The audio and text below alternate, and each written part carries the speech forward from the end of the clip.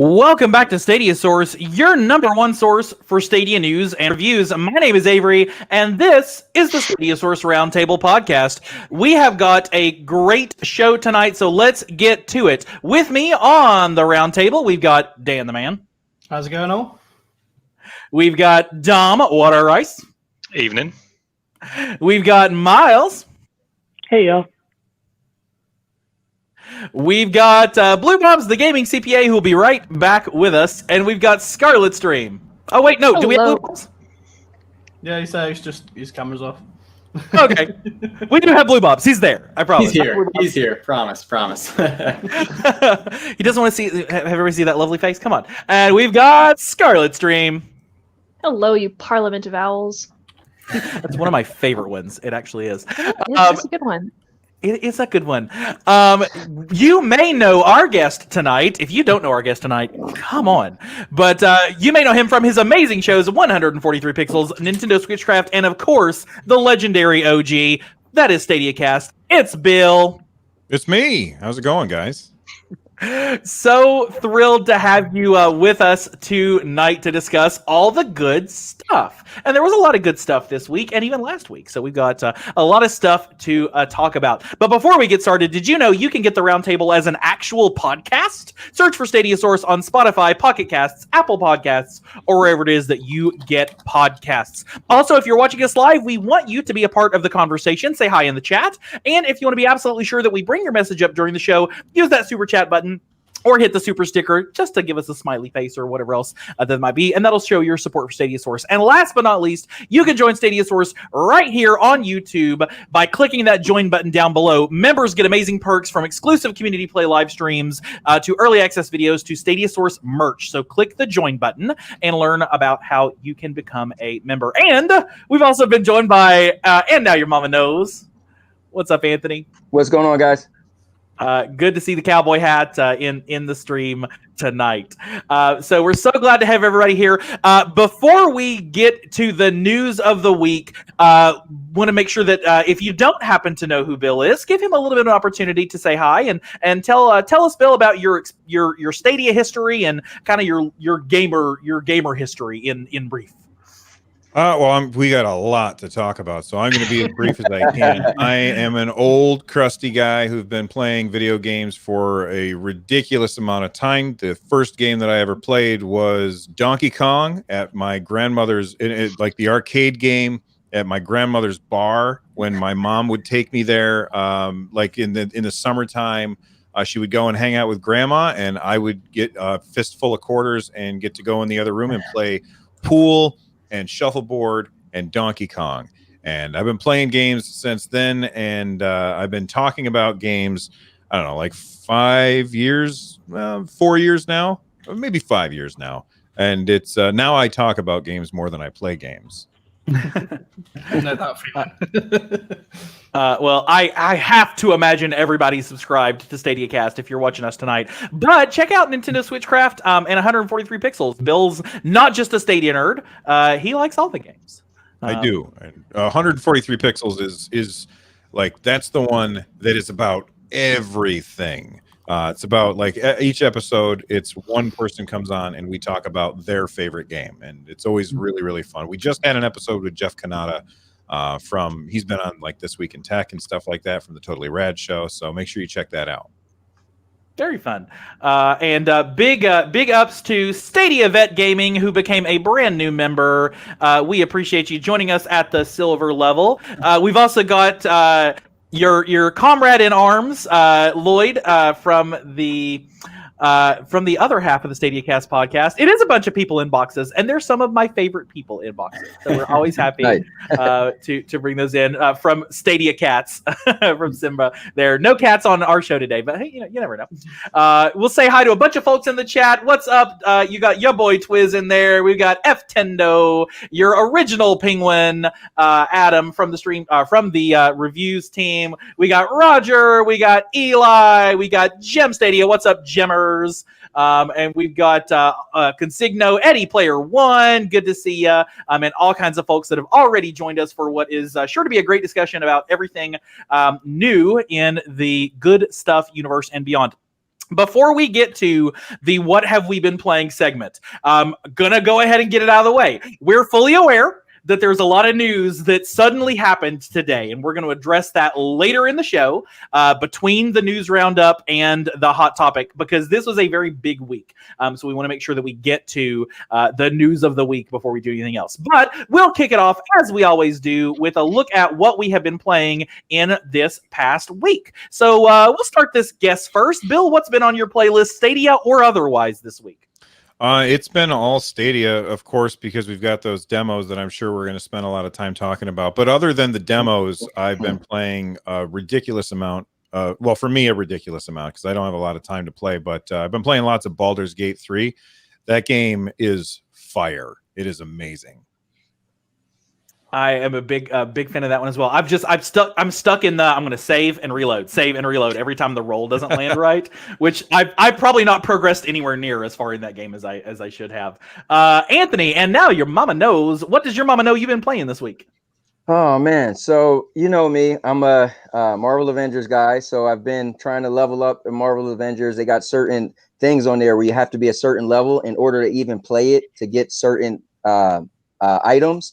So I've been playing that a lot, trying to level up my Iron Man because I leveled up Hulk.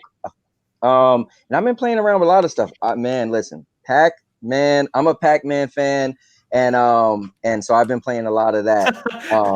We think somebody else is here. Yeah, so I've been playing a lot of Pac-Man. I actually, funny enough, I went to the Dave & Buster's last night and challenged my friend. We were trash talking because he was beating me in Pac-Man, the Pac-Man tunnel thing. So I said, well, that isn't regular Pac-Man. Let's go to an actual arcade. So we actually went out and filmed us playing, and it was pretty cool. But yeah, I've been playing a lot of Pac-Man, a lot of Avengers, and a lot of just random stuff like Super Hot and stuff like that. Very fun. Scarlett, what's been on your playlist for the week?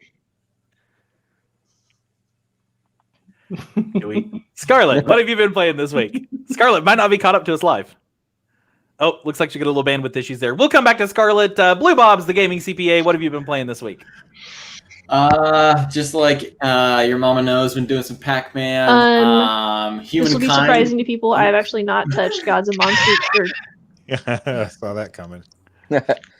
I think Scarlett might be. You might be about a minute behind us at this point, which is okay. But if that is the case, we're gonna patiently let you have your. I want you to tell us what you've been playing, even though it hasn't been Gods and Monsters yet. So, Scarlett, what have you been playing? You could be here a while. Stunning live audio for all of you who are watching live. We have the sideways Scarlett. We're gonna. I think Scarlett's gonna reinitialize and come back. Blue Bombs, what have you been playing this week? Yeah. So again, Pac-Man. Played Humankind, beat it twice. Submitted my feedback to the devs, which is honestly, I think it's kind of a cool feature because then I feel like we're more like play testers, and can maybe even help influence the game. Played Immortal Phoenix Rising and beat that already. And then I played a little bit of one-hand clapping. They released their new DLC, so I convinced my wife to come up and sing while I used the controller. And yeah, I played a little bit of that, which is completely different than what it was when I first released. So that was kind of fun. I'm gonna have to go back and try it again. Y'all know I was not happy with one-hand clapping when it first came out, so I'll have to give it a second round. And we've got our favorite Scarlett stream back. Scarlett, can you hear us? I can. Can you hear me? Live and wonderful. Awesome. Scarlett, what have you been playing this week? This may surprise some people. I have not touched Gods and Monsters yet. That is being reserved for Sunday night, Ready Gamer 1 segment. I have been doing a little bit more Cake Bash because that game is an utter delight. And I'm still trying to be Pokemon Sword. I am at the most annoying part with Swordard and Shielbert, and their hair needs a cut. Don't forget the new DLC comes out tomorrow as well. Yeah, well, technically tonight between 7 and 12 p.m. for us. For you guys, it's later. Yeah. Here in Freedom Units, we get it a little bit faster. Freedom Units. Miles, what have you been playing this week? Okay, so I've been playing a little bit of Gunsport, which is really underrated on Stadia, and it's free on Pro. So if you haven't tried Gunsport, I'd highly recommend it. So that's what I've been doing. Very cool. Dom, what about you? I'm going to take a wild guess. Yeah, I've been absolutely smashing Dead by Daylight. Especially I'm playing a lot today because their Halloween event dropped yesterday. So there's new cosmetics and stuff to unlock, and various challenges and things. What else have I been playing? I've also been playing non-Stadia, a game called Squad, which is a sort of super realistic fire shooter where you get, it's like an army game, like 50 versus 50, but you get put into squads and there's like both local and squad chat and stuff. And it's good. It's a lot of fun. Very cool. Dan, what about you? I have been playing some Pac-Man with Blue Bobs. We jumped in for a few games yesterday. That's quite fun. Not sure how you play alongside other people at the moment because we couldn't figure out how to join each other's game. But I can tell you. So my buddy and I, we did it, and it worked every single time. So you create a group. So you get into Pac-Man. You send him go through Stadia to hit the Stadia button. Send him a game invite.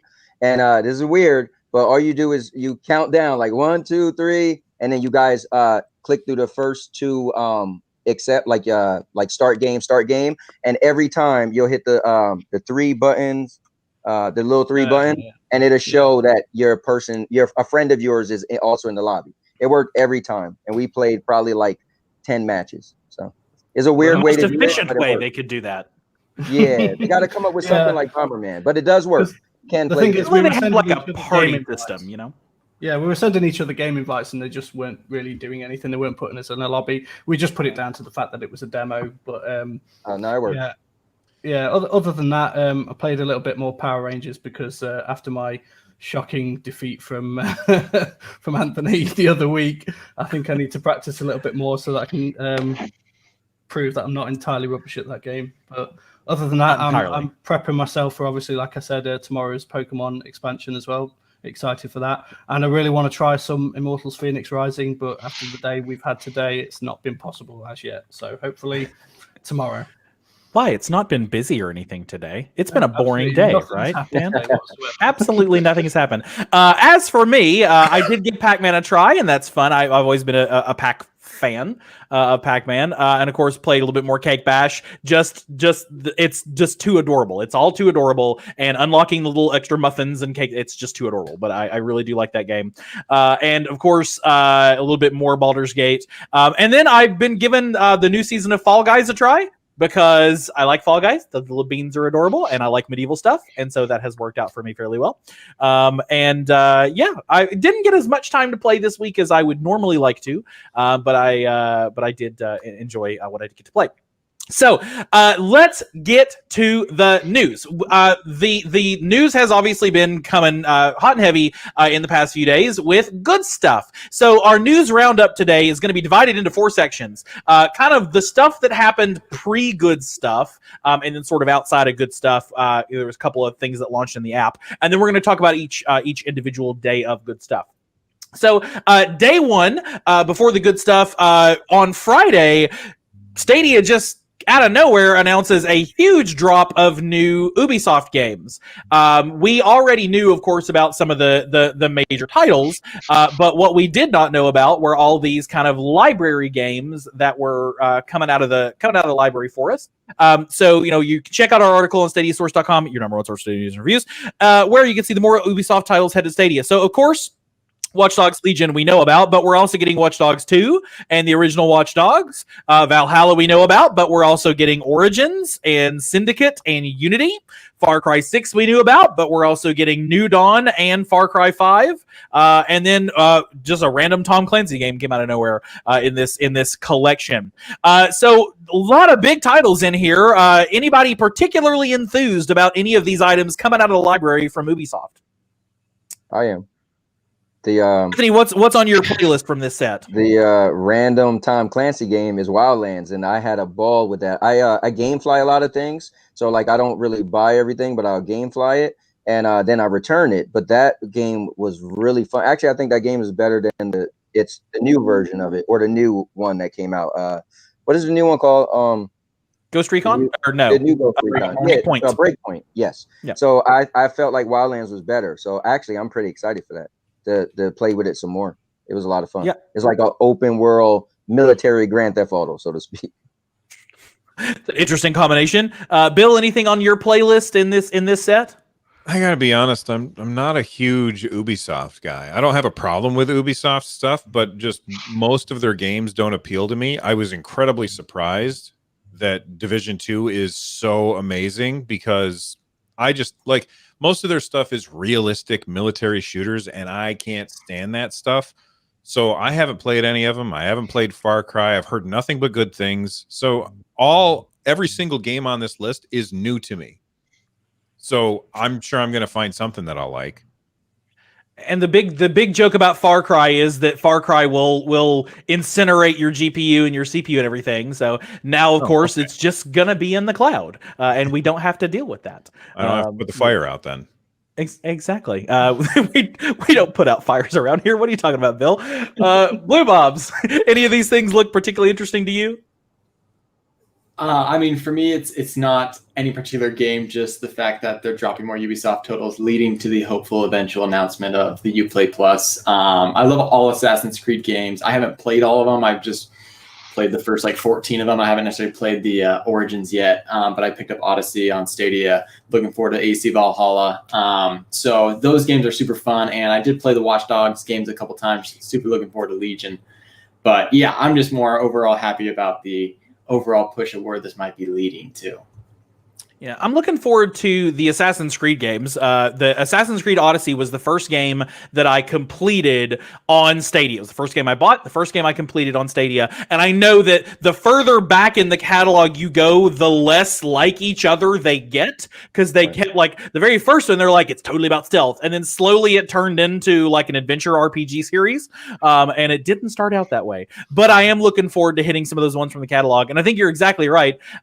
This is the precursor to having Uplay Plus, because Uplay Plus is not going to be a very attractive sale if they only have 12 games. But if they've got 30 and that becomes 40 and that becomes 50, and it's not just being thrown in with Pro, which would be awesome, but we have no idea that they're going to do that, then it becomes a very attractive sale if suddenly you can actually get more than just 15 games. The thing about Ubisoft Plus that I think that it's a separate thing from Stadia, in my opinion. The way, if I were in charge of Ubisoft, and I'm obviously not, I would say, here's Ubisoft Plus. You subscribe, you can play those games on whichever platform you want. If that platform happens to be Stadia, then cool. And if you separate it from Stadia that way, then it's just like, well, these are the games that are on Stadia, and you can play those games on Stadia, but we're not using it as a selling point on Stadia. Does that make sense? Bill, it seems like that's what they're going to do when they show their trailer of now calling it Uplay Connect. Ubisoft Connect. Yeah, Ubisoft Connect. But it actually, when I watched the trailer, that's kind of what I got from it. It said you could play it on any different platform. You got cross progression. Your stuff goes from any different platform. So that's almost what you're saying. Almost seems like that's what they may do. I wonder. That's what it sounds like. Would they make more money? money? It's all cross progression everywhere. Wouldn't they make more money though if they had it on individual platforms? Because then obviously you're paying the subscription multiple times. If that's something you. But are people really going to do that? Would you? Yeah, if you look at Xbox, that subscription, you get cloud, PC, and Xbox for all one thing. And I think the EA Play does that, where you buy it once and then it applies to any platform, including Xbox Game Pass now. I'm guessing Luna will be an individual thing for Amazon service, no? Because the Ubisoft channel, as they're calling it. Right. Good point. And then everybody else will, if Luna really takes off, everybody else will get on that train because they're all going to make their $6 a month by putting their 15 games out on Luna or however many they have. We'll find out. Anybody else got any interesting thoughts on any of these Ubisoft Pro games? I just wanted to try and picture Lee's face when they announced all of these Assassin's Creed games. We all know how much of a fan Lee is of Assassin's Creed now. I think he probably died and went to heaven a couple of times. He's gonna get carpal tunnel from doing heavy attacks often. Yes, just. I'm excited because I kind of have missed out on, and I've never played an Assassin's Creed game. I played a little bit of the first Watch Dogs game, and I think my life got taken away by Destiny. I've spent hours and hours and hours on Destiny and Destiny 2. So now that I'm kind of done with Destiny for a little bit, I'm excited to go back and play some of these other games, and what better way to do it than on Stadia. So, yep. Hey, and I've said it before, more games. Give us more games. That's all we've been wanting from day one. And catalog games, I haven't played any of these, so they're good as far as I'm concerned. We got some other extra news beyond that. We also had all the Stadia stuff went on sale, so you can get 20% off if you want to pick up a new Premier Edition or pick up a new controller if you're trying to complete the color set. Then you get 20% off there. And did anybody take advantage of that and pick up an extra controller for the house? No, I'm going to be picking up the Wasabi one. There you go. I hated fan. it at first. When I first saw it, I was like, no, I don't like that color. But then it's kind of grown on me a little bit. So when does the sale end? That is a phenomenal question, and you would think that I would have pulled that up. So I'm going to find out. Y'all just talk amongst yourselves. It's not like we're on a live show or anything. I added the Wasabi controller to my cart about 38 times in the past 2 days and then deleted it because I really don't need it. I kind of want to have a third controller for Cake Bash because it's it's definitely the kind of game where you want to play a bunch of people all in the same house. And we've got 2 controllers, but we don't have 3. I'm certainly not going to buy 4. But I just keep adding it to my cart and then deleting it. I'm exactly the same. Like I want to get it, but I'm just kind of like the times when I'm going to need it are going to be so limited at the moment, and I can manage with just 2. But the sales tempting. I wanted to add one of the coolest things about. So we just went through a list of all the games, right?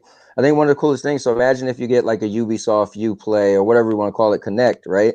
So on cloud, you could. I think one of the hardest things is like on my PlayStation, right? It'll say, "Here's the 2 games for the month," and I just always click add to the library, because I don't want to download them and take up space. But for this, you got a long list of games.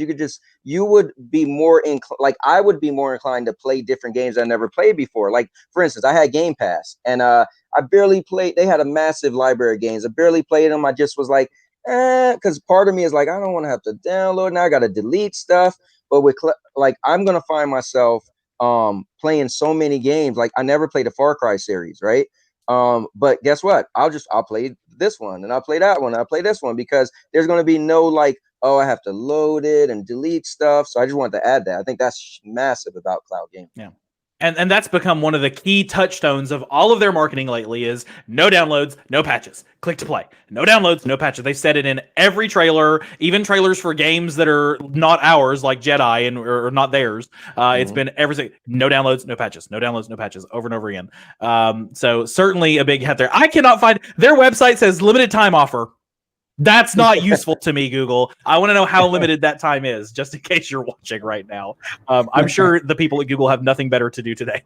So, other two things, we got two new features kind of soft loaded into the app, server-side changes, referral program. So if you're in the US or Canada and you want to blast out your personal referral link, if somebody picks you up on that, they will get the normal month of Stadia Pro for free. They will get a bonus month of Stadia Pro for free. And if they stick around for that third month and actually put their $10 down, you will get a free month of Stadia Pro. It's kind of a cool little thing. Has anybody shared their link and got any hits off of that yet? Any of our US folks? Sorry, you shared it, but no hits. Yeah, we'll see. We'll see. Everybody desperately tried to get 3 months of Pro, so they didn't have to pay for it for the year. Bill, you could probably get your entire next 3 years of Pro paid for. You and Lloyd, if you just tweet that out during the middle of the show. So, because most people who watch our show probably are like. That's the thing. Like, my initial reaction was, "Hot damn, I'm not going to have to pay for Pro anymore." But then I thought, well, no, because everybody who listens to Stadia Cast or Stadia Source or any of the other shows, they're all Pro subscribers. Like, they're going to be like, they're the people who love the platform the most. So they're like, nobody's going to use our codes. I think one of my coworkers talked about getting Stadia for her kids for Christmas, and I was like, I got a link for you. You can get 2 free months. Take my link. So Jesse, you better. And then notifications in the app. Suddenly, all of a sudden, I started getting these little pings saying I had friend requests. And so that is a new thing. You can also toggle in the notifications menu to get notifications about Stadia Pro games. So I'm guessing on the first, when those games hit or when a new sale goes live, you're going to get a little ping from your phone. Is that only on Android? So far on Android. Do we have blue buttons? Have you got that? Yeah, it's iOS as well. Yeah. Oh, maybe I just had them off. Oh, Well, you might never need to turned it on. turn them back on your settings, like your phone settings, because like I have it turned on in the app and I don't get notifications, and I think it's because I have it turned off in my actual phone settings. I noticed though that I got invites and friend requests that got sent to me like last week, just randomly pinged through. Yeah, it caught up anything that I hadn't seen yet. Bill, that's going to be a nightmare for you. Don't do it. Leave this off. I turned off friend requests forever ago because one day I was streaming and I was like, oh, by the way, I'm RunJumpStomp on Stadia. Go ahead and add me. And then I was trying to go to the store, and the pop-up on the store, or the pop-up on the Stadia app is on the bottom. And that's where the button for the store is. And I couldn't get to the store because I just kept getting a notification over and over. I was like, I'm just going to have to turn it off. But every once in a while, I'll be like, hey, everybody, I've got it on. Go ahead and send those requests right now. You have 5 minutes. Go. And just rush them out the door. Day one of the good stuff kicked off on Tuesday, and with that good stuff, we found out about a couple of new games, and we found out about the first of demos. I'm just going to let this run in the background, and I can hear it, and I don't want to hear it. Stop that. Okay. I already know what it says. I watched it like 12 times, or like twice. So we got Lauren Z-Side and Lamar Wilson jumping in to rep the platform. And day one, we found out about Pac-Man Mega Tunnel Battle Demo. We got Hello Engineer, and we got Jedi Fallen Order's release date finally dropped during that. So big things. Did I miss something? I felt like there was a third thing or a fourth thing. Maybe I'm just wrong, and that was all there was in that show. No, Jedi Hell and okay, yeah, no, I'm good. I caught everything. Jedi Fallen Order. Finally, this was announced at the April Connect. Was when we found out about EA Games, and it's been a while. We knew at that time we were going to get Madden, FIFA, and Jedi, and now we're getting Jedi. This game has been on my playlist wish list for a while. I'm a little bit of a Star Wars nerd, not nearly as much of a Star Wars nerd as other people in my life. Shout out to my best friend Will, who has the miniatures and the whole 9 yards. But this game looks great. The guy from Gotham is in it. It's who the lead guy looks like. Who else is going to be picking up some Jedi Fallen Order here in just a couple weeks? Absolutely, yeah. Top of your wish list? Yeah, I mean, I haven't like gone down as far as like watching The Mandalorian and all that. Sue me now, but Sorry, that's going up. That's not going down. Yeah. No, I meant going down that route. But the word didn't come out. Yeah, that's a route up. But yeah, I am a big Star Wars fan, so excited to pick this up and play it on Stadia. Yeah, I heard it was really good. My brother, he's a huge Star Wars fan. He said it's awesome, but I'm not the biggest Star Wars fan. But I'll dabble in it. I'll maybe not. I think it depends on the price. Yeah. Or am I Does this waiting one for come out as a $59.99 or do they bring it down a bit because it's a year old? I mean, it's Right. EA, so I'm guessing it's going to be $59.99. What are you about? It's going to be a Transaction. transaction, mate. You heard it first on Stadiasaurus. No, that seems beyond unlikely. Bill, you got any care and concern about Jedi Fallen Order? Did you get a chance to play it before? I haven't played it yet. I've been waiting for it to come to Stadia. I'm pretty excited. I'm a huge Star Wars fan. There you go. This is how big of a Star Wars fan I am. This is the CD set for the NPR Star Wars radio drama. So, like, Oh wow. I am a huge nerd when it comes to that stuff. I have Star Wars stuff all over the wall there. I play, my wife calls it intergalactic make-believe when my friends come over and we play basically the Star Wars version of D&D.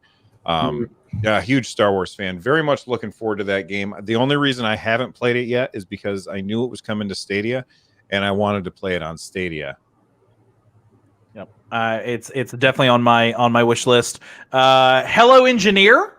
Kind of just out of nowhere, they're adding Mr. Wilson's coming back for you, Anthony. Yeah. He's hunting you down in a theme park.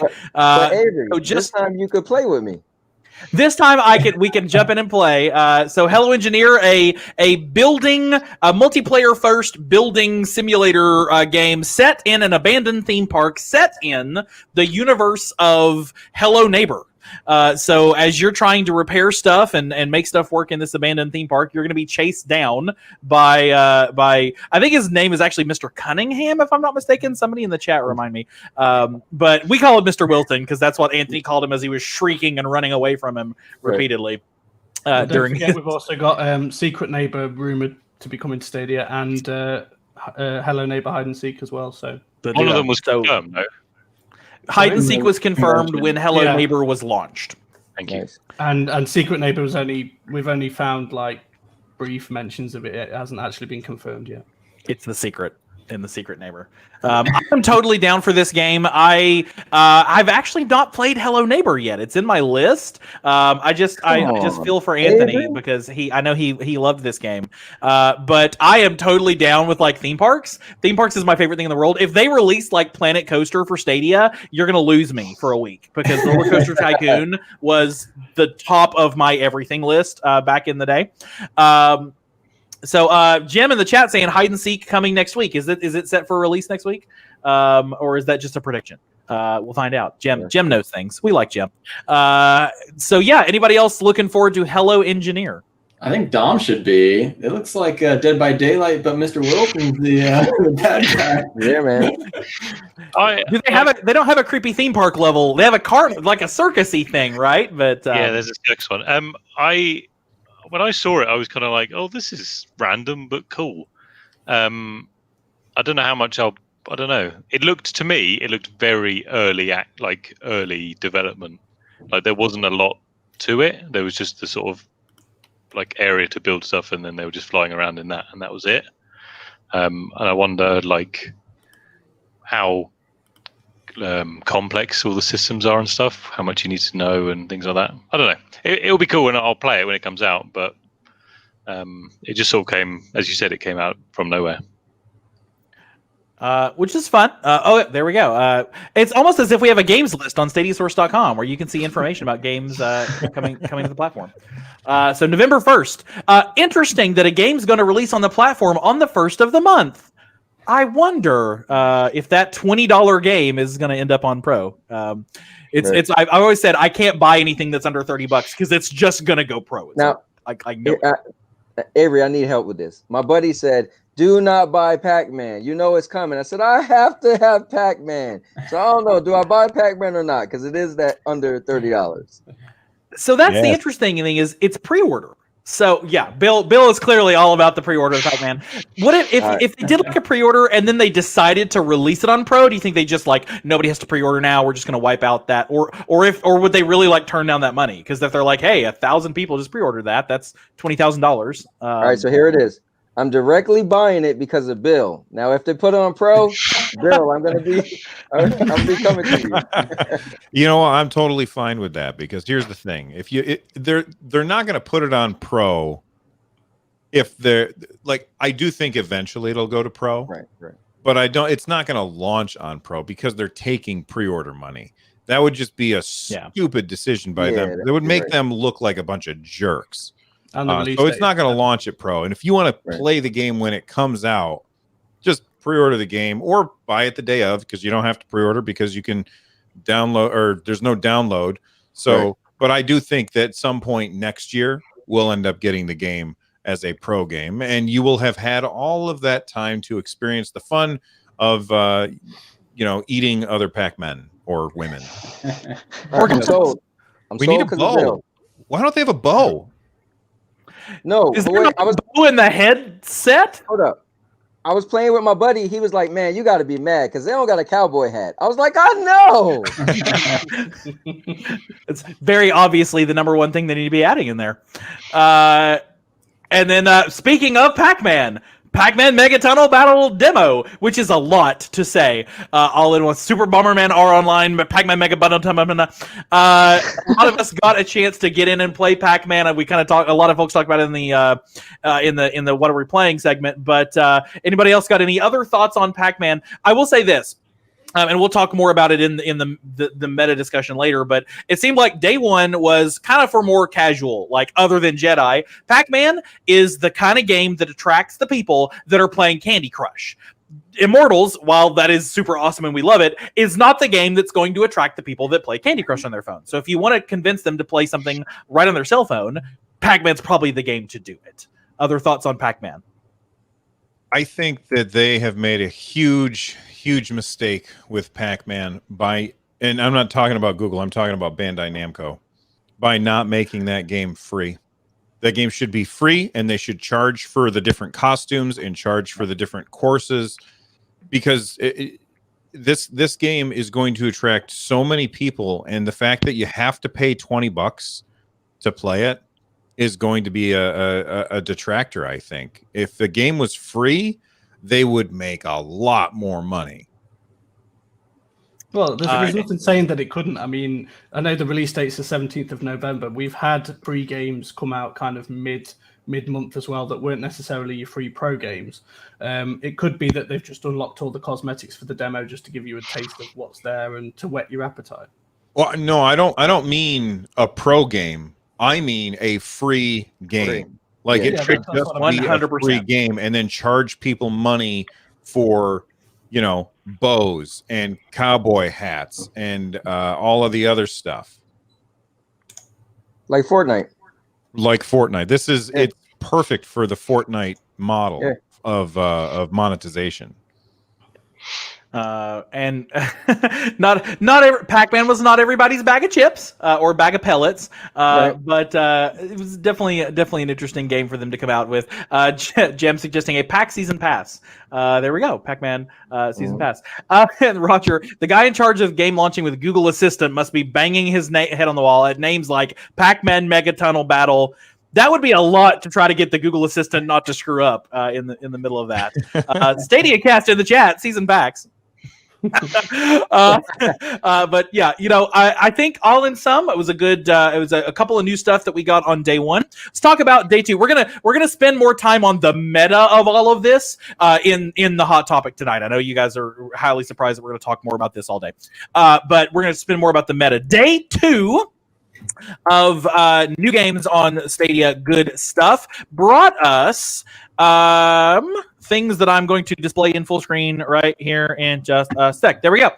So day two brought us the Outcasters, a new little bit of a highlight reel for Outcasters, including what I think is actually the intro, the producer card of the game, right? They tweeted about that this week.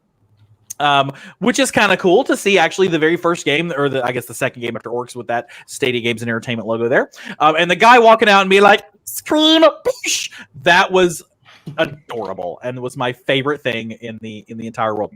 And then Adam in the chat, little excited for Ark Survival Evolved coming to the platform and free on Pro when it does, and then of course the Orcs Must Die expansion with Stream Connect, and then the Humankind demo. So Outcasters, hyped about this game as I always am. I'm ready for this game to come about.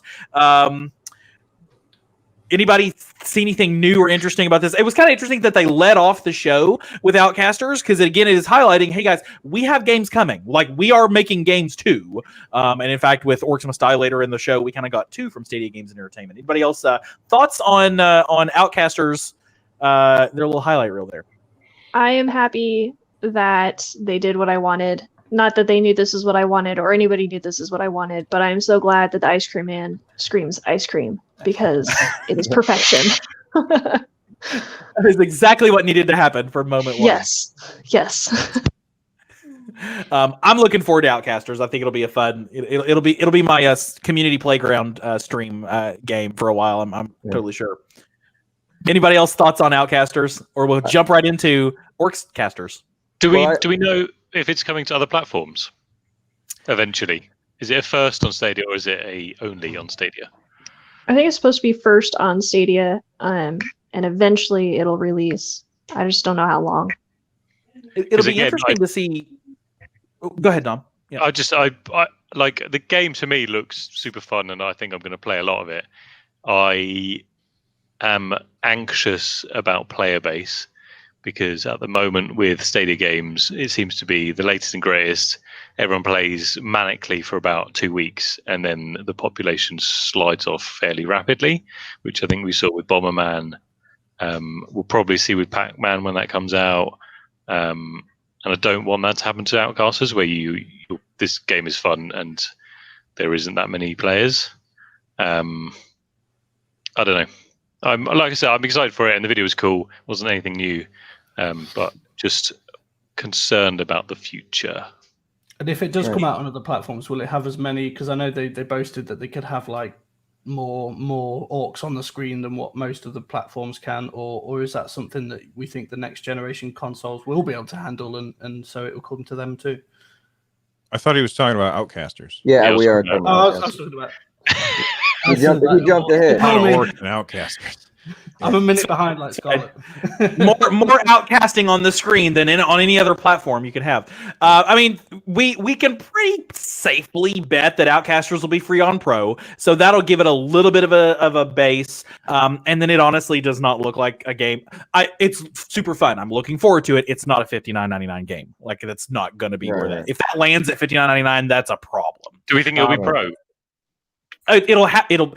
There's no reason to think that anything that is produced by Stadia Games and Entertainment wouldn't be Pro. I'd be amazed if they don't follow in Xbox's lead and PlayStation's lead, and not do that. If Nintendo had a Pro subscription, it would probably, they'd release Mario Pro.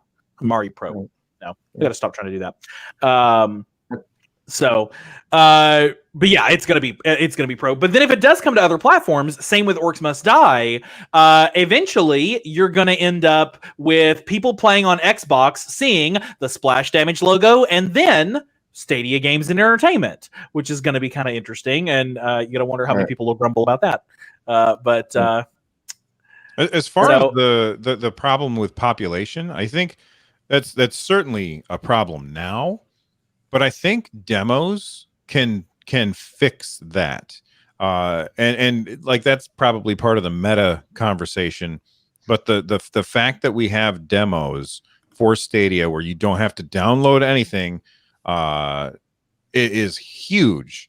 And I think that can sell a lot of people on it. There's still a lot of people out there that don't understand, and they think, why would you put a game on a platform that so few people have?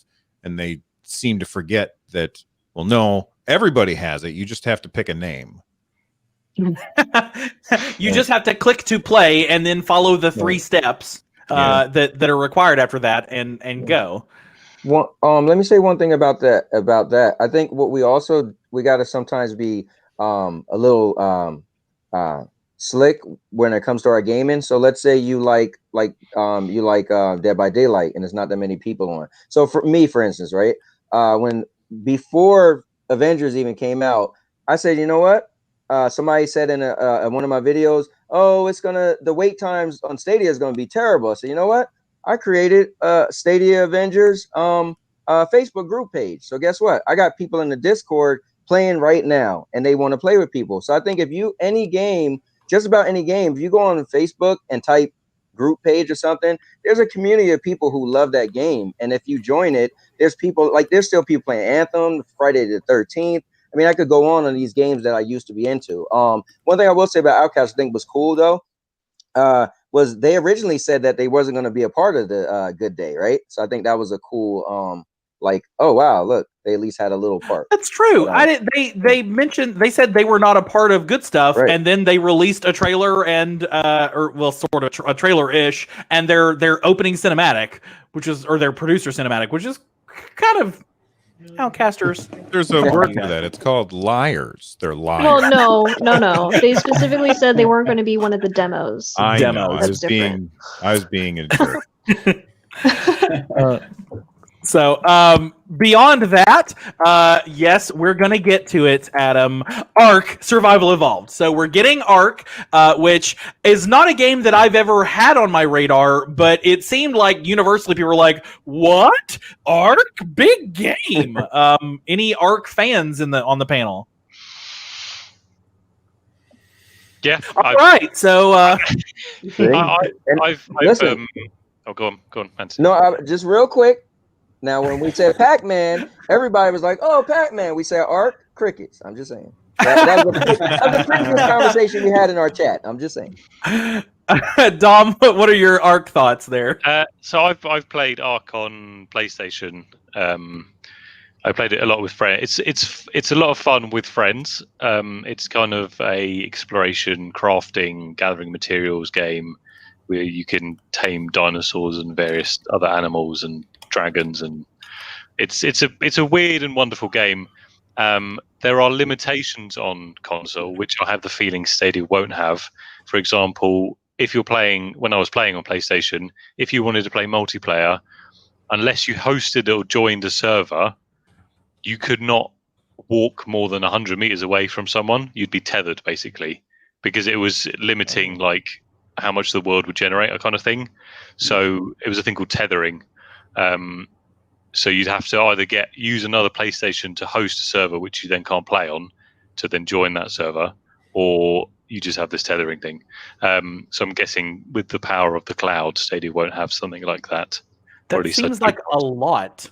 Like just to play with 2 people in one game world. That seems like a lot. So you could play, but you just couldn't leave each other's side, basically. Don't leave me. Stay with me. It's like you're familiar. Hey, no, in Baldur's Gate, your familiar can go anywhere on the map. They didn't tether them. They specifically talked about that. So, Blue Bob's Ark on your hot list. Yeah, I mean, so my experience with it is the fact that my old PC couldn't run it. So I tried to play, and literally once we had downloaded it, my buddy and we could not get into a server together. We happened to be able to do it. I think I have like 2.5 hours on Steam, but again, it was very choppy for me because my PC's power. I actually re-downloaded it, and I saw my buddy started playing it again, and then I saw that it got announced for Stadia. Obviously, it's coming in 2021, but I mentioned it to him, and I'm like, hey, man, it's coming to Stadia. And like I've said, I think the last 3 days feel like a broken record, but it's a 185 gigabyte file that you're going to be able to click to play, and that's what's super cool about it. So it is definitely a team play with other people is a lot more fun, what I experienced, but I'm looking forward to diving back into it on Steam, and then once Stadia comes to Stadia, I'm definitely going to be hopping back into it as well. Does it have crossplay on any other platform? I have no idea. It's great. Not that I'm aware. Okay, so we'll find out. Just one more thing about ARC. The devs are not. How do I put this? They've been known to be cut corners. So they released another game called Atlas, which is a pirate game. And some of the players went snooping in the files and folders on PC, and they were exact copies of ARC with the same name, like of specific maps from ARC and stuff still in there. So, yeah. I heard the Nintendo Switch port of ARC was kind of a dumpster fire. I haven't played it, so I don't know, but that's what I read. It's one of those games that wasn't particularly well optimized on console ever. It was choppy and the frame rate wasn't great, but it was fun. The gameplay made it worth it. Even apparently in the settings, it just said Ark Survival. So thank you, Jim. Exactly. Yeah. But hey, new game coming to the platform, and it's relatively high intensity game that you would need a better system to stream on. So that's something. We're also getting an expansion to Orcs Must Die. We're getting the OG. Max. What do they call them? Void Cat? No. Rift Mage. There's some term that they use, and it's just gone. I haven't played it since it launched. But Maximilian is coming back to the game, and it looks like we're getting Stream Connect, which to me seems like a very sensible feature for a 2-player game where you're having to defend opposite sides of a map to be able to look down and go, oh, he's overwhelmed. Seems like a pretty good fit there. Scarlett, are you an Orcs Must Die fan? I love this game. It's utter nonsense and complete chaos, and literally just orcs go flying left and right, and I love it. And Max is one of the most ridiculous people ever, and so it's great to have him as a character because he just says the dumbest things, and I love him, and I'm excited. So it's me, but as a video game character, apparently. Yeah, sure. Maybe he eats a little less cake. Says the dumbest things. I like cake. I'm going to talk about cake later. We're going to talk about cake later, right? Y'all know that's coming. And any other thoughts on that? And then we got the Humankind demo. So a category that we do not have on Stadia yet is real-time strategy games.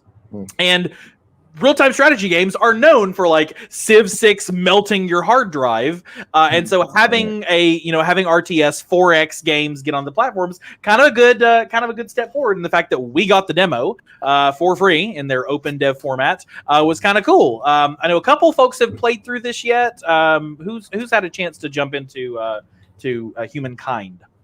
Can I say something real quick?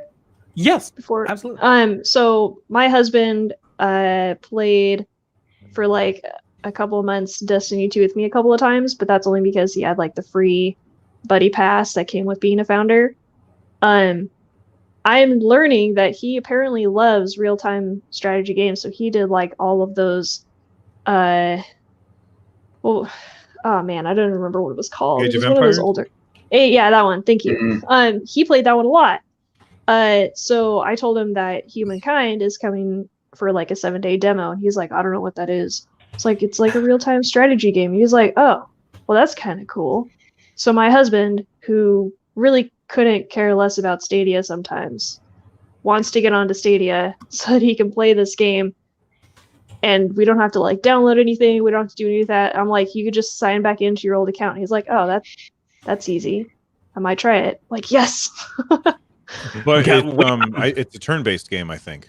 It's not a real-time strategy. Oh, it's a 4X turn-based strategy. don't know Oh. the words.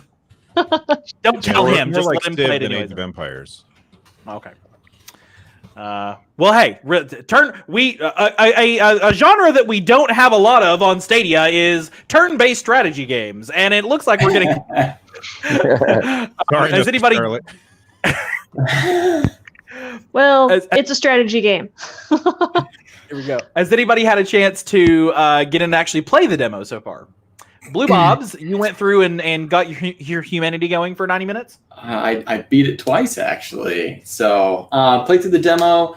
I think the first time I played through, who did I end up choosing? One of the times I chose the Romans. It's really funny. The commentary in the game, actually, it was when I clicked on them, it was like, oh, what are terms like expansion and military or something? We don't have to worry about these, as if another country was or civilization was talking about it. And it actually had some pretty humorous commentary. But yeah, it's a lot of fun. Like you said, it's about, I'd say, between 60 and 90 minutes of gameplay. And they do have quite a few civilizations you get to choose from when you hit a certain point, and you get to choose who you want to progress with. So I'm excited because, again, those are definitely, that's a huge game. I played Endless Legend before, and that's very similar From kind that of gameplay. studio, yeah. Mm-hmm. Yep. So, but yeah, it's a lot of fun. I definitely suggest checking it out. It's just, again, 60 to 90 minutes, and you can replay it because there's totally different scenarios.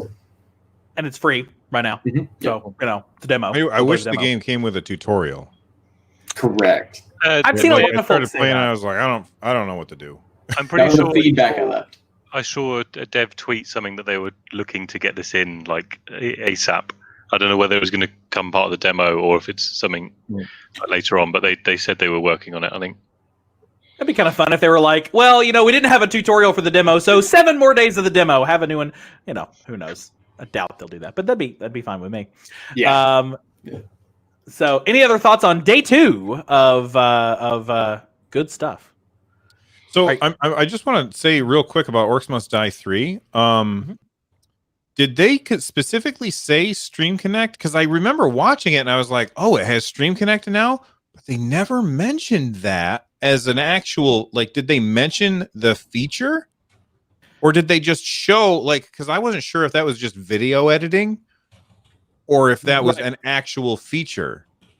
So in the past, they have mentioned that Stream Connect was a thing they were, quote, interested in. And then some of the press releases that went out, at least 9 to 5 Google, our good friend Ben Schoon over at 9 to 5 Google, and Kyle Bradshaw mentioned in there that it will have Stream Connect. Not sure if that's also because he watched the trailer and it looks like it's Stream Connect, or if it's just if he knows more than we do on that. But we'll find out. Yeah, we'll find out when the it launches. Official blog, and they don't say anything about Stream Connect, and so I thought, well, maybe that was just like the way that they edited the video.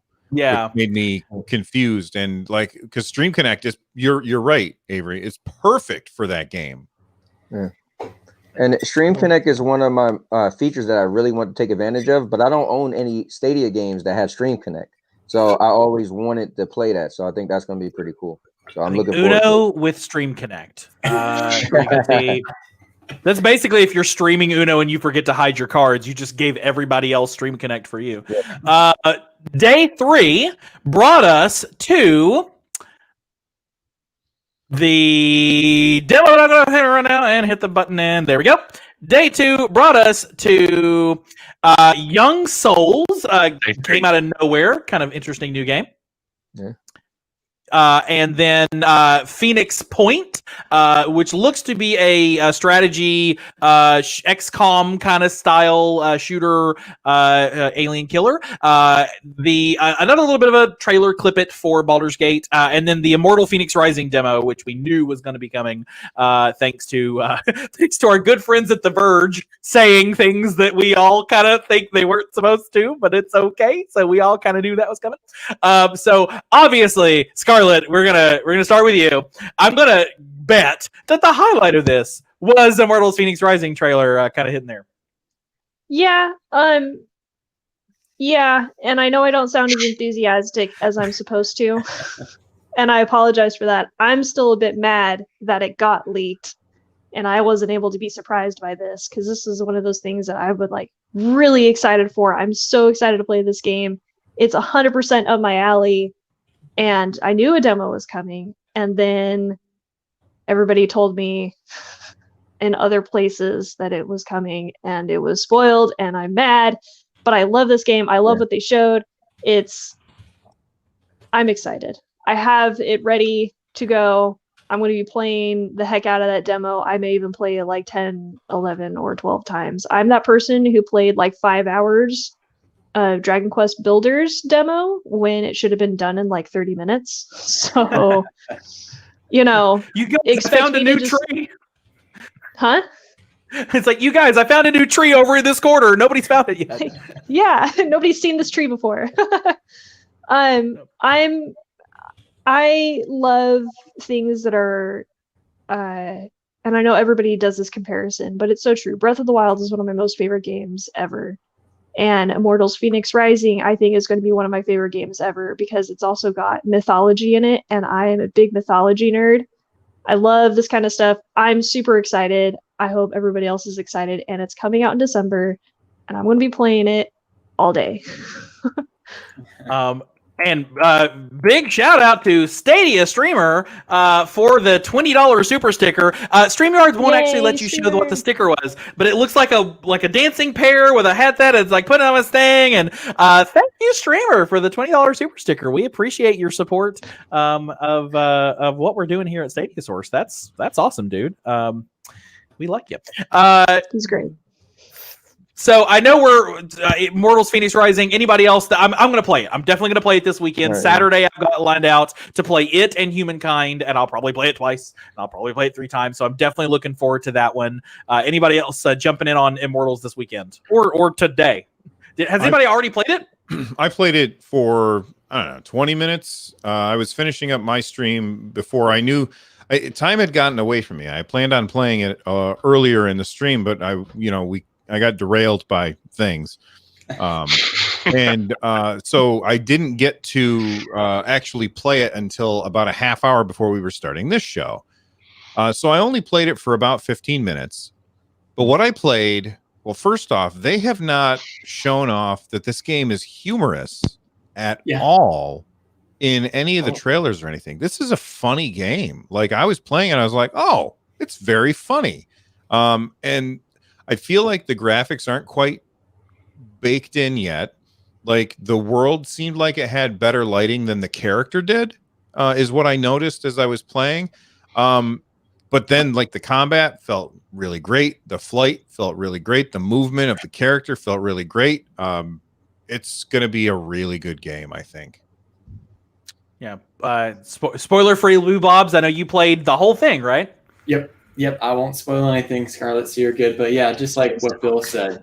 Scarlett's the gameplay mechanics and battle, when you're battling monsters, so fluid. It's really cool to be able to control your player to the dynamic that you're able to in the game, and the quality as well. It was, I'm on 20 megabit internet speeds. I'm always concerned, but honestly, I only had one time where it kind of got pixelated, dropped on me, and the rest of the time it was smooth and flawless. And that, especially on a day where I'm expecting a lot of people to probably be jumping into the game because it's day one demo for it, and the fact that it was able to be like that is really cool to see. So many so that it seemed to take the EU data centers down for a brief period of time as everybody was jumping in there after work.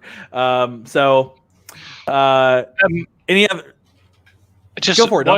Why do we think these demos are only a week? A little bit of a taste. Get folks in there. But let's save that for the hot topic. 2 other games announced in that one: Young Souls, which looks to be kind of a almost cardboard animated style, very similar to Christ Tales, action RPG, kind of a casual RPG there. And then Phoenix Point, which again is that XCOM looking thing. Did either of those games? Young Souls looks great, and I love that kind of game, like Paper Mario action RPG, fun little casuals things. Phoenix Point is nowhere near my alley, so I'm gonna completely skip that one. But anybody got thoughts on either of those? I think Lost Souls looks kind of cute. Yeah. I mean, that's about it. Hot take from Scarlet Stream. I think both of them look really good for different reasons. So the Young Souls is actually a roguelite brawler, which looks it's like it's an action game. There's a moment in the trailer where there's a fireball coming at the character, and the character has to bat that fireball back away to hit the boss. And it looks like it's a co-op roguelite brawler, which looks really, really fun. And then, the XCOM style game, Phoenix Point, from the original XCOM devs. I'm super excited for that. I'm bad at that, but I don't care. I'm still excited for it because of the moments. The moment-to-moment gameplay is going to be really, really great. I will say it looked cool. I don't think it's my type of game, but it does look really cool. And that's kind of one of the nice things about Stadia is you can get crazy good looking games with your 20 megabit speed internet, right? So you can get a beautiful game, and that's a lot of fun. I am playing this game on potato. That's what a lot of people have. Any other thoughts on Young Souls or Phoenix Point?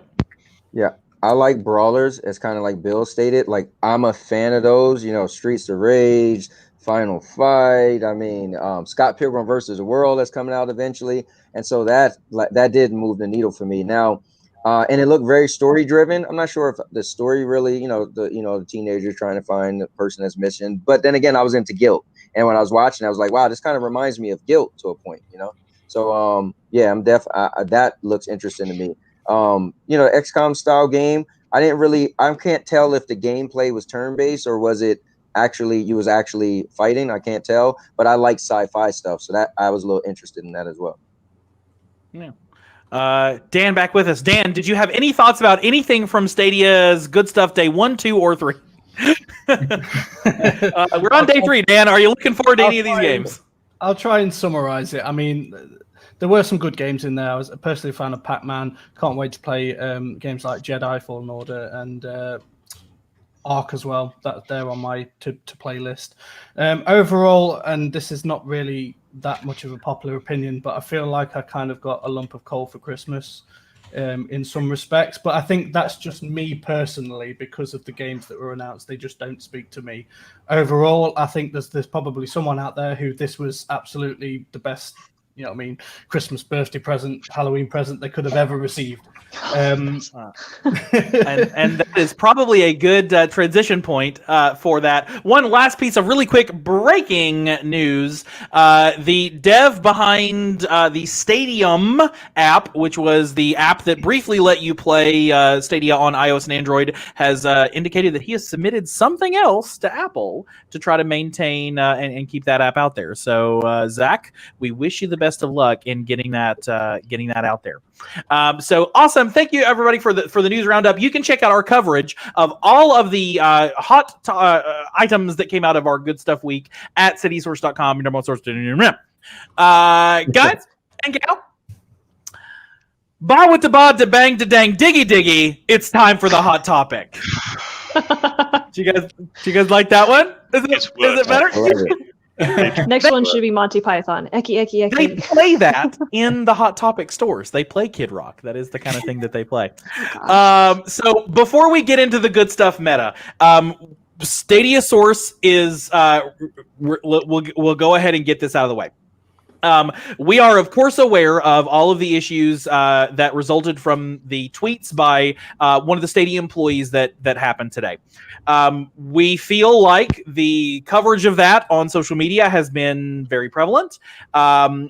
We want to point out that despite the fact that he is a Stadia employee, he is tweeting on his personal account. And on his personal account, as a game developer himself, because he ran his own studio, he has the right to have feelings about these items, and he posted his feelings on them on Twitter. Did that go the way he was hoping? Very clearly did not.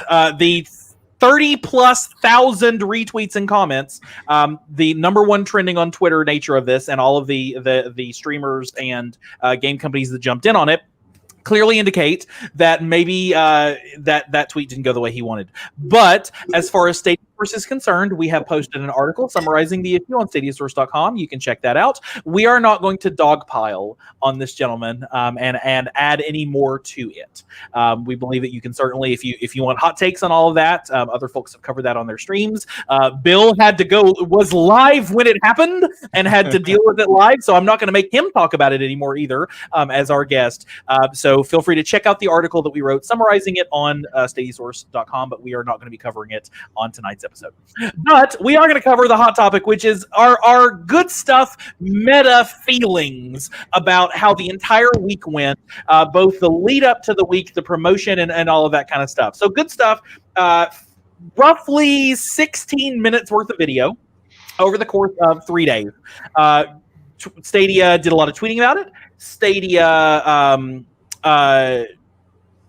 Oh, sorry, Dan. Did you want to add something on the thing, or was that something else? Dan is currently muted. He is not adding anything to the thing. Yeah, I did. Sorry. It was just a quick one. We've been made aware that there's currently a Reddit post of basically someone's blaming Stadia Source for basically saying that Alex was the head of well, I can't remember exactly what it said now. Senior creative director at Google Stadia, because we put an article out quite a while ago that said that he had moved from Typhoon Studios to Google Stadia, and basically I've put a statement out as well, but I just kind of wanted to publicly acknowledge that some of the information in the original article wasn't 100% factual. It has been updated since, so we're trying to be transparent about the fact that we have gone back and updated it to make sure nobody gets the wrong impression going forwards of that. And I just want to kind of say sorry to anybody that thought, that took that from our article and took it as fact when we obviously didn't do our due diligence properly. So. Yep. Some of it is working with the knowledge you have at the time you have it. And then, of course, everybody and their grandmothers going to that guy's LinkedIn page right now to get all the specifics. So, which is where we got the original tweet. He put in his bio that he was the senior creative director at Google Stadia. So we kind of ran with it. So he is an senior creative director, not he is not Jade Raymond. We love you, Jade. Come on our show anytime you want. So let's talk about the good stuff. Let's talk about how the week went. 3 days. 16 minutes roughly worth of announcements and stuff, and then a lot of hype from the Stadia team. They're on their personal Twitter accounts. A lot of their folks were saying, hey, we're excited, we got this good stuff coming and all that. I will y'all know I will go off on this, so I'm not going to be the first person to talk about this, but taking the event as a whole, let's talk about first, our feelings on the event, what we got, and then we'll take as a separate concept the marketing, the hype, and all of that. So, taking the event as a whole, Dan, give us your thoughts on 3 days of good stuff. If you were to merge those 16 minutes together, other than the lump, we know you lump of coal. We know that feeling. Is there anything you wanted to add to the lump of coal? No, I mean, like I said, I think overall it's going to anything that comes to Stadia is good news, even if it's a game that you're not personally interested in. Like I said, there's somebody out there that's the best thing that could have ever been announced. So you have to kind of look at it overall. This is just going to be good for Stadia, no matter what. You can't always have your AAA Call of Duties and your Fortnite. Sometimes they have to pepper in some of the smaller games, and obviously they get a lot of eyes in a already saturated like marketplace such as Xbox, where if you release an indie game, it's probably not going to get that many eyes, compared to the big games. So Bill, I know you've gone live every day on this with the open mics and shared your thoughts. Now that we've had the whole thing behind us, what's your take on how the collected good stuff kind of went for Google? I think they had something. I mean, well, I was about to say I think they had something for everybody, but then there's Dan over there who didn't get a game that he wanted, so I guess they didn't have something for everybody. I just wanted they had something. That was it. They had he wanted something for most desperately. people, and because they had something for most people, I think overall it was pretty damn good. If we're just looking at the stuff that was released. Blue Bobs, what was your take on good stuff, the stuff of good stuff?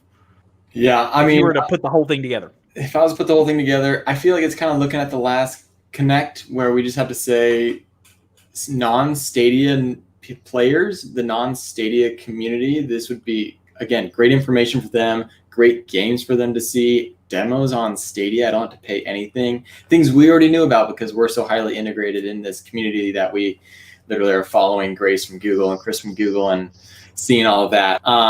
From that aspect, as far as I think I do feel a lot of the community is with the Ubisoft and Cyberpunk 2077 right before, that may have kind of gotten everyone getting a little excited. And I'm still pumped because I love to see that maybe some of the chains from the Stadia team have been pulled off, because they became more active on Twitter, and that will hopefully only get bigger.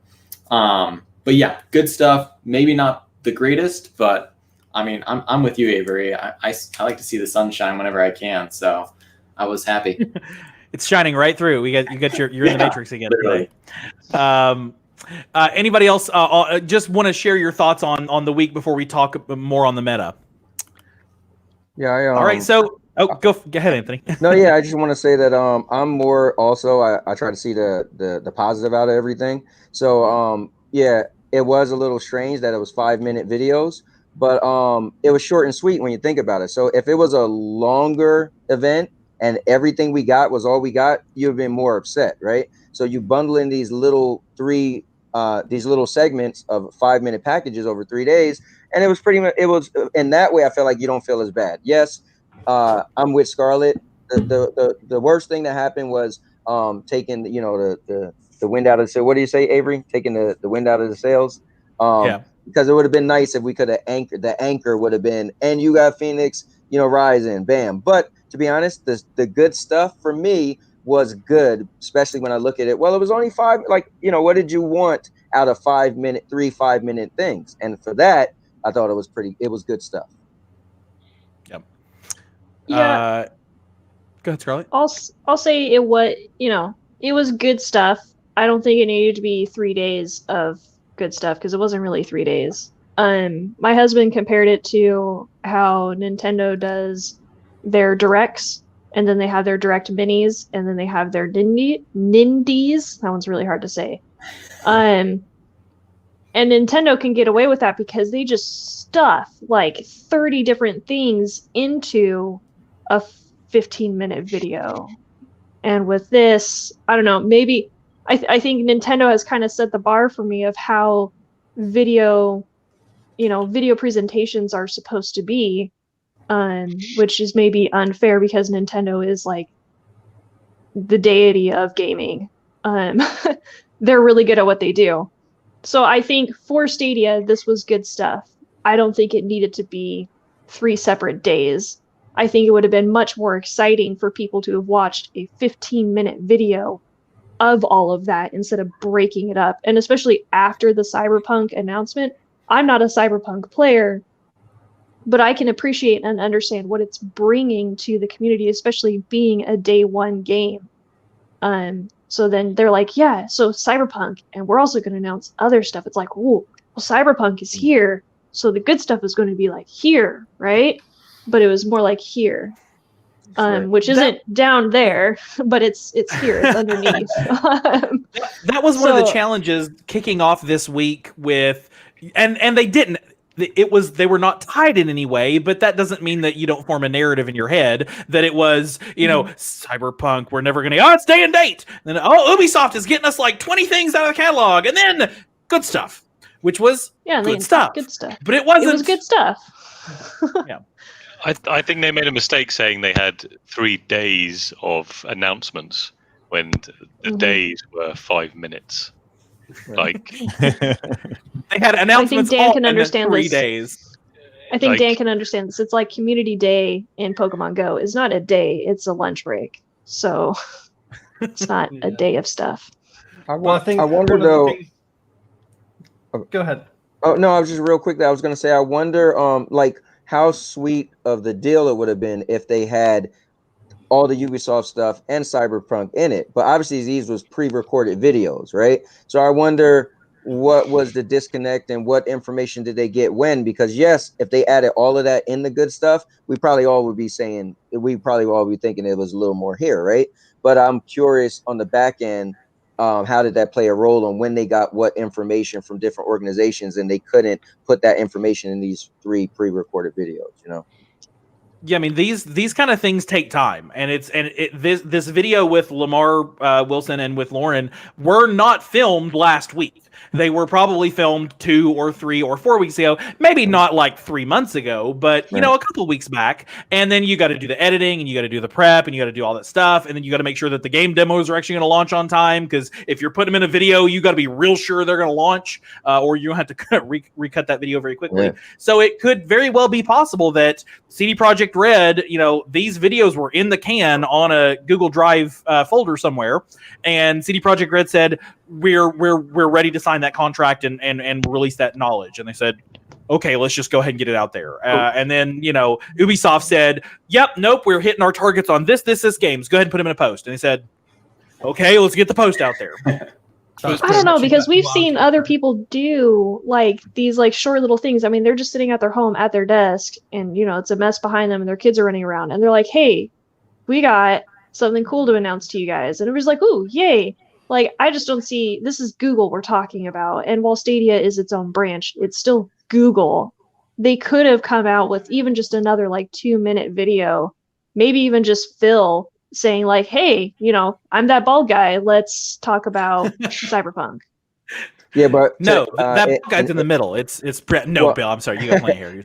But think about it. The way Avery explained it, there's a timeline. Avery's saying that if this was already recorded, and production takes a while, right? So these videos are already pre-recorded, and then they got information from Ubisoft and CD Projekt Red, and it was like, okay, if we got this information today, let's put it out today instead of saying, okay, we're probably going to take us 2 weeks or a week to re-record. And because think about it, people was wearing certain clothes. I do a lot of editing, so I know like. Yeah, but I mean, just something separate though. Like it could have been something separate, like just kind of tacked on at the end, and like Phil walks in, hey guys, Cyberpunk 2077, day 1, date, like all that, walks out. So, you know, and actually it's a good point to kind of move to the meta on this, because I have 2 thought trains in my head, and I'm going to put one of them out, get everybody to talk about it, and then I'm going to put another one out, get everybody to talk about it. Hey, welcome to hosting, right? Thought train 1, and I'm going to do these in reverse order from what I was going to do. I was having a conversation with Chase, Stadia Talk on Twitter. Follow Chase, Phantom UFC fan, in which I kind of said, I mixed about 17 metaphors together, so I'll see if I can keep them straight. We all have thought, a lot of folks have thought, Stadia really, you know, we know they've got the following cards in their hand. Why are they not playing them in the order that we would want so that they can win this round of poker? And that's an assumption that they have those cards in their hand. And where I crossed the metaphor up was, we're sitting here assuming that Stadia is an NFL team when maybe right now they're just NCAA Division I.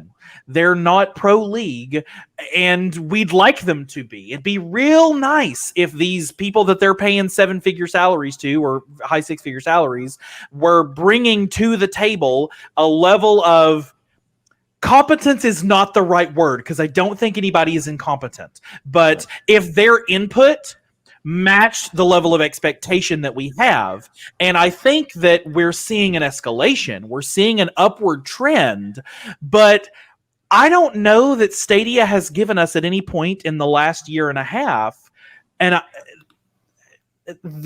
indicator that they are playing on the level of Sony and Microsoft and Nintendo. And that's not, on the whole, it's not good that they're not there yet, but it's year 1. And they're in their infancy, and they're growing, and there's a trajectory. The ads are getting better, the content's getting better, the games are getting better, but they're not there yet. And I wonder how much of this is the expectation that when they said 3 days of good stuff, it was going to be like we were going to get 3 Nintendo Directs or 3 State of Plays or 3 big days. And Stadia came out and said, look, I have some good stuff for you. And we're like, that's not enough. And we knock it out of their hand and give them the backhand, but let's be honest, they worked really hard on that. There are people that spent a lot of time in the editing bay and wrote their scripts and edited those trailers and brought it out to us and said, here's the good stuff. And because the community expectation was, y'all are in the NFL, you're playing top of the line, and they're like, we're here right now. We're growing, but we're here right now. Give us here. Open the floor to that, Bill. Tell me how wrong I am on that. I don't know. Or how disappointed you would be if I was right. I don't necessarily think that you're wrong or right or whatever. I think the big problem is that people can't manage their expectations, and this is not a Google Stadia community problem. This is a people problem. People cannot manage their expectations. It's just impossible for them. And I made the video when they first announced the good stuff, and I said, I was a little cheeky at the beginning of the video, and I was like, hey, I know what's going to happen. And people are like, oh, he knows what's going to happen. And what I said was, what's going to happen is y'all are going to get super hyped, and then you're going to be disappointed, and it's not Google's fault. Now, I do think that Google dropped the ball because they kept, they were on Twitter and saying all of this stuff, and it was really, really great. And I myself even fell victim to the hype a little bit, because I was like, man, they just keep talking on Twitter about how great this stuff is going to be. It's going to be amazing. I even fell for it. But I think their biggest problem is just stop announcing announcements. That's their biggest problem. They were just not, if they hadn't told anybody anything, and they dropped all 3 of these videos one day after another, after the CD Projekt Red stuff, after the Ubisoft stuff, people would have been like, oh my God, these are fantastic announcements. Like, Google is killing it right now. But because they announced it ahead of time, everybody's like throwing eggs at them. And I just don't think that's fair to Google, because we can't manage our hype.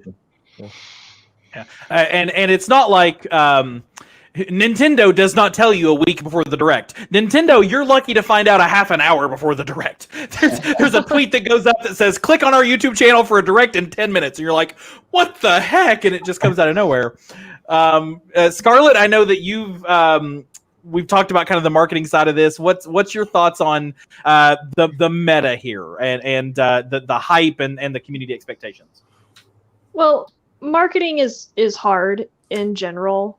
I mean, I run small businesses, and marketing it's rough. You really got to know the fine balance of showing off your stuff and getting people to actually buy it without making it seem like you're like, buy it, because people don't like that, right? So Stadia comes out and they're like, look at all of our great stuff. But they didn't do it in like a way that's like, now you have to come and you have to be there. It's kind of like, you should probably be there. And so it was like, okay, that means we should be there. Like, we got to be there, and it's going to be great. And we're going to get all sorts of cool stuff. And we're going to like get all of our friends to buy this stuff. And then Google's still just kind of like, yeah, it's good stuff. So they were exciting without being, it's almost a mess just to even think about. Like, it's kind of hurting my brain a little bit. It boils down to, we got good stuff. It's just good. I enjoyed that they finally were there on Twitter, and they're like, hey, we're interacting. And so that was really cool. And that's great. So like, personal relations PR is super important when it comes to something new like this. But unfortunately, they timed that excitement with, hey, we got PR, with the not as exciting good stuff, which was good. But then that excitement from the PR went into the good stuff, and people just went nuts. Yeah, if you were to take the whole past 7 days together, That's a pretty, I mean, just, I'm looking at my show notes. New games from Ubisoft, Cyberpunk 2077 day and date, Stadia Premier Edition sale, controller sale, pro referrals, notifications, Pac-Man demo, Hello Engineer, Jedi release date, Ark Survival coming to pro, Orcs Must Die expansion, Humankind demo, Young Souls, Phoenix Point, Immortals Phoenix Rising demo. That's a Now lot. let's stuff that into 2 days, maybe, because that is quite a bit. So let's stuff that into 2 days, 45-minute video, 45-minute video. And I get, maybe they didn't know everything was coming, and I totally understand that. I'm not saying they needed to go and rewrite everything, but there had to have been a better way of doing this and making it more compact so that people could sit down and they're just blasted with all this really cool stuff, so that at the end they're like, whoa, man, I got to go tell everybody about this. Instead, we had like a few people talking about it on, like, well, actually, IGN finally said something about Stadia. That was great. We did But see it's there still- were it's just- articles on The Verge, on IGN, PC Gaming. Spread too far out, though. It was too spread out, and people didn't have enough to make an article, I think. Yeah. Blue Bobs, what's your take on the overarching here? So going back to your metaphor, Avery, I love it. That's great. NFL. I don't know so I American don't know if I got any of it right. So yeah, I would say this. Stadia is NFL with their hardware because developers are obviously loving it and bringing stuff to the platform. I would say they might even be NFL and a little bit above. But I would say definitely there are parts of Stadia as a company that are indeed D1, and some things like that, like no search bar still. You guys bought Journey to the Savage Planet back in January, still not ported over. Like there are a couple things I could name where I'm like, I think that if they got these things dialed in, then they are going to start being more on par with the other consoles and might be actually participating with them in the big leagues. But definitely on the hardware side, and they're definitely good. So that's where I'm thinking once they dial in the features, once they get the point to where their game library is getting bigger and bigger, I mean, they're already to the point where they're locking in next-gen games day and date, which is huge. But I think that once they get a little further along, their reveals will start to become more big league. But you're spot on as far as right now where they're at inside of Stadia. And I'm hoping that now that we're seeing a little more Google integration, like Ann pointed out that Google started showing up at the end of those adverts. I remember I did a video where I was like, the beginning Stadia, I feel like the subsidiary company, I call it the child, has kind of just been left to go on its own. And now it seems like Google might be like that stepdad that's bringing them in and being like, all right, I'm gonna take care of you now. I hope that that's going to be the case, and that will definitely propel them into the NFL and the big leagues. Dan, what's your take on this? I mean, you just kind of touched on some of what I wanted to say anyway there, Andrew. And I think up until now, Stadia's biggest problem, it's also its biggest asset, but its biggest problem is that it has the Google logo behind it. And that is, when people think of Google, they think of this like top tier company. You've got your Microsoft, you've got your Apple, Amazon, you know what I mean, this top tier, and anything that they bring out is just going to be stellar, stunning.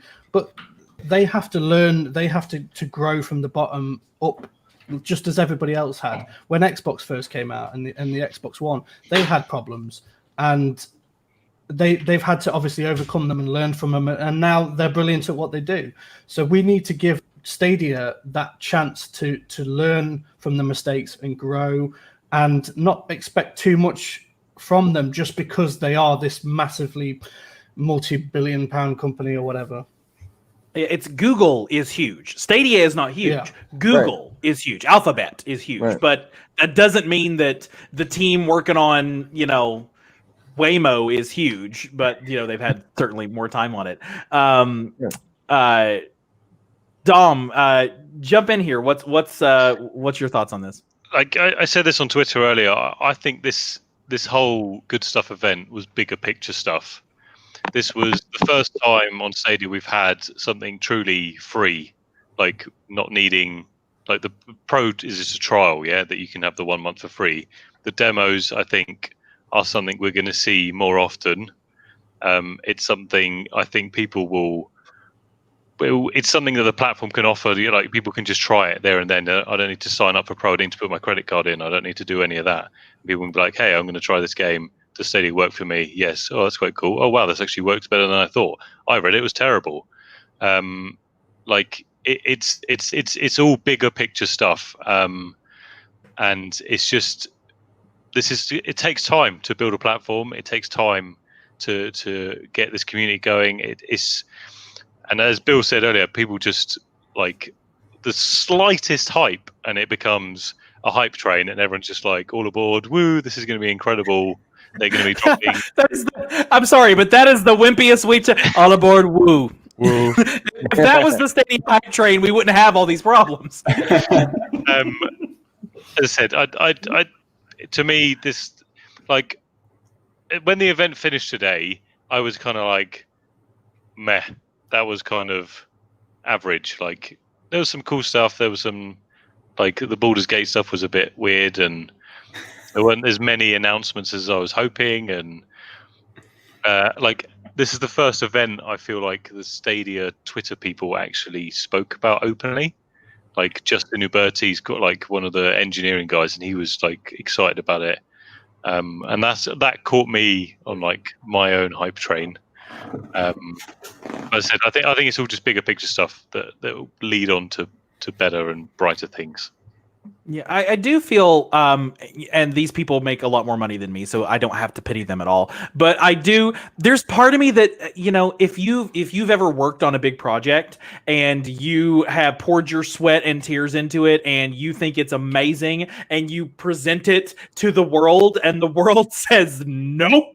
You just kind of, it's just almost a little, you almost feel bad for them that like there's probably people who were sitting around those Google Meet chats going, guys, this is gonna be Lauren, Lamar, we're so glad to have you on, and we're ready for this. And then they presented their work to the world, and most people said it resoundingly was like, okay, thank you. Good job. Move on. I think you've got to look at what Grace said in the Ask Me Anything on the community hub about having to grow a thick skin because of this job. And I mean, that's not nice to hear that someone has to grow a thick skin when all they're trying to do is just do their job and to bring magic into the world, which is technically what it is.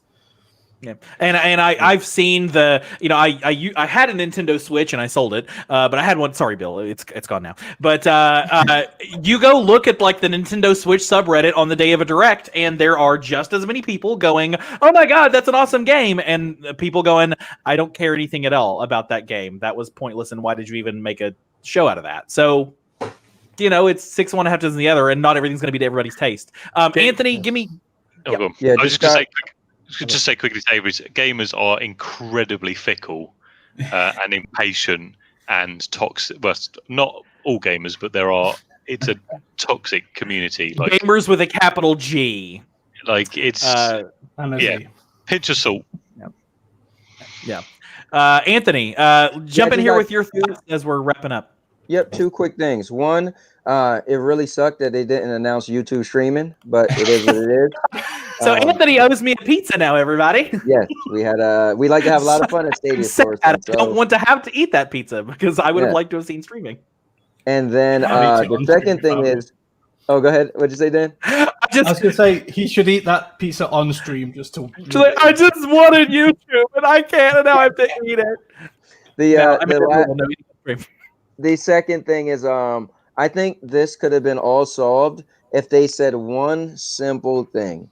Because they have to understand that Stadia right now in gaming is like the redheaded stepchild. They're going to be hated on, right?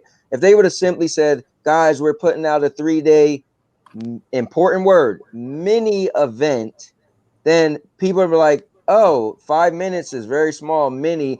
Oh, wow, we got a lot in that. Because now if you set the expectation, like, you're going to get an event, but it's going to be a mini event. So in 5 minutes, you're like, wow, they gave a lot of information in 5 minutes because it's mini. I feel like if they just used that one word, it would have we would have had a whole different conversation. Yeah. That's all I want to say. That is the story of Stadia. If they had started Stadia by saying beta, then we would not be in any. Every episode of this podcast would have been different if they had just. The story of Stadia is just tell us that it's not fully baked yet. The cake is not baked all the way. Anybody else got any last thoughts on this, or I'll give my final thoughts on this because I know you've been waiting for the cake. Okay, here's I'll take host prerogative and do my little diatribe on this. Y'all know I've said this on every single live stream we did this week. I like cake. I'm a fat guy.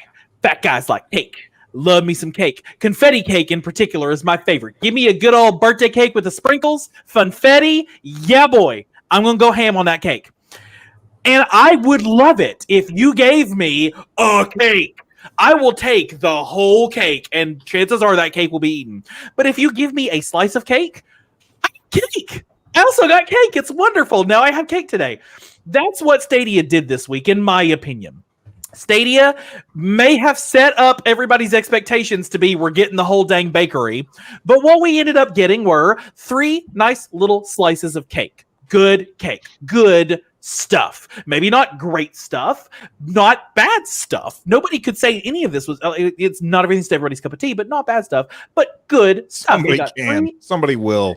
Somebody will absolutely say that every last bit of it was terrible on here, but you got 3 nice little slices of cake, and maybe it wasn't your favorite flavor. Maybe you're a pie guy. Maybe you don't have a sweet tooth at all, but 3 nice pieces of cake. That's what Stadia did this week. So to me, the sentiment that I would leave y'all with is, it's something I tweeted earlier this week. Disappointment is the ratio between your expectations and your perception of what you got delivered.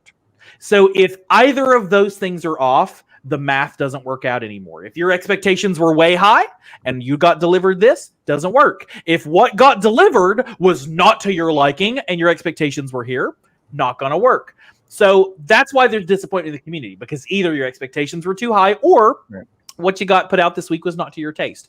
But that's going to be the case for every announcement Stadia ever makes. When that Ubisoft announcement came out, a lot of people were like, I don't care about these games. When that Cyberpunk announcement hit, probably some people were like, I'm not playing Cyberpunk. So when Cake Bash came out, I'm sure a lot of people were not like, I don't like cake. So not everybody likes cake, and not every game is going to be for everybody. So all I can do is leave you with the encouragement to enjoy the things we get that we weren't. They didn't have to do anything this week. They gave us some cake. They gave us some good stuff. It was good stuff. Enjoy the good stuff, you guys. That's my last thoughts on this. Folks, thank you for joining us for the hot topic tonight. I'm sure some of you in the chat, this is not the hot topic you thought we were going to cover today. Gotcha. No, that's horrible. We just, everybody gets room to make mistakes. Bill, we are so thrilled that you joined us today. If people want to find you on the internet, where can they go? You can find StadiaCast on wherever podcasts are downloaded. You just look for StadiaCast, or you can go to youtube.com/StadiaCast. You can find my Nintendo show, Nintendo Switchcraft, again, wherever podcasts are downloaded. And you can find 143 Pixels at 143pixels.com, or if you just go into your podcast app and type 143, you'll find it. It's the only 143 out there. And if they want to find you specifically, it's at RunJumpStomp. Yeah, at RunJumpStomp on Twitter will find me. Feels weird to say that and not follow that up with and Dasme at DA. Yeah. The co-host of my show for Stadia is Dasme, and that's DASME because he has to spell things weird. Don't forget, you can check out the Stream Team Dream Team playing all week long here on SourceFeed Live, including Charm City's Community Play, Scarlet's Ready Gamer 1 on Sundays, All Purpose Champs Power Hour Plus on Thursdays, live later this evening, presumably. And they're fantastic. And F-Tendo's Dad Time Gaming on Mondays, plus streams from Dead by Daylight from Dom and other folks on the channel. Blue Bob's getting in there as well. So make sure you check those. If you joined us live tonight, we're so thankful that you are here participating in the chat with us. tons of people here tonight and chatting, and so we're super happy that you were all there. Do want to take a moment to say thank you to all those folks right over here on our supporters list, from the Crystal tier, who get their free merch and all kinds of cool stuff, down to the Platinum tier, the Gold tier, the Silver tier, the Bronze tier, and even the one guy that bought us a coffee with that link at the bottom of the page. And of course, we always appreciate our past patrons as well. Thank you all for supporting the show. And for those of you who did super chats, super stickers during the show tonight, we appreciate that as well. Roundtable, thank you for joining me tonight. Dan, good as always to chat with you. Thank you. Dom, always a pleasure. Pleasure was mine. Blue Bobs, the gaming CPO, good to have you. Thanks, Avery. Have a good night. And now your mama knows, Anthony, good to have you as well. It's always great to be here. And Scarlett, who had to drop, and Miles, who had to drop. We appreciate them being on the panel as well. If you are listening to the podcast, you can join us live most Thursday evenings right here on YouTube. And if you are here with us right now on YouTube, you can find us as a podcast on Spotify, Pocket Casts, and everywhere else you get podcasts. You can follow us on Twitter at StadiaSource. Like us on Facebook. For God's sake, go vote. Seriously, it's not a joke. Go vote. You have less than 2 weeks left. And join our Discord at StadiaSource.com/Discord. You can even wear StadiaSource merch on your body by going to StadiaSource.com/merch. The music at the top of the show is Summer in the Neighborhood by Bad Snacks. Check out her music at badsnacks.bandcamp.com. Hosting for Stadia Source generally provided by Rock. Generously, not generally, but generously provided by Rock. You can find out more about the technical expertise provided by Rock at rokk.co.uk. If you haven't already, down below is a thumbs up button that lets us know you like the show, and right next to it is a subscribe button that lets you know every time we post a new video. You can also become a member of the Stadia Source channel by clicking the join button right down below, with great perks at every level of your budget. Thank you so much for joining the Stadia Source Roundtable podcast. For Stadia Source, your number one source for Stadia news and reviews, my name is Avery, and have a good night.